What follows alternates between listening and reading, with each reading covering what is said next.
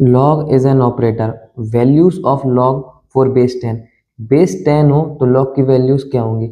Log 1 की value है 0, log 2 की वैल्यू है 0.30, लॉग 3 की वैल्यू है 0.47, लॉग 4 की वैल्यू है 0.60, लॉग 2 का 2 टाइम्स, लॉग 4 के बाद लॉग 5 की वैल्यू है 0.69, लॉग 6 की वैल्यू है 0.77, जो कि लॉग 2 और लॉग 3 का एडिशन है। लॉग 7 की वैल्यू है 0.84, लॉग 8 की वैल्यू 0.90, जो कि लॉग 2 की वैल्यू का 3 टाइम्स है।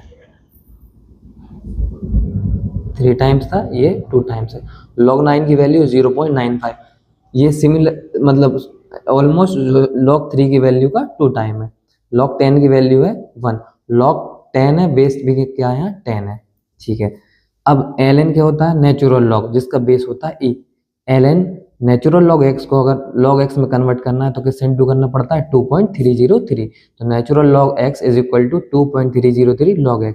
लॉग m की पावर n हो तो ये n कहा जाता है आगे इनटू में, तो क्या हो जाता है फॉर्मूला?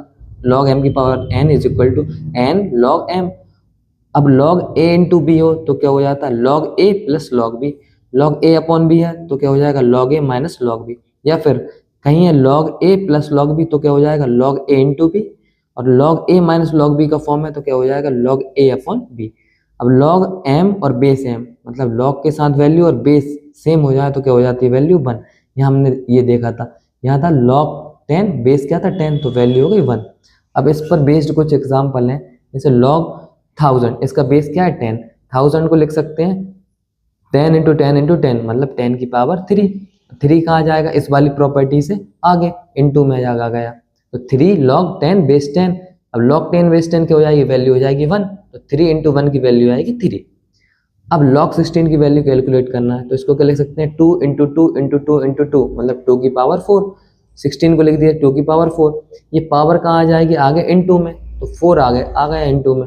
4 इंटू लॉग 2 की वैल्यू अभी हमने यहाँ पढ़ी 0.30, तो क्या हो गया 4 इंटू 0.30, तो हमारा आंसर आया 1.2।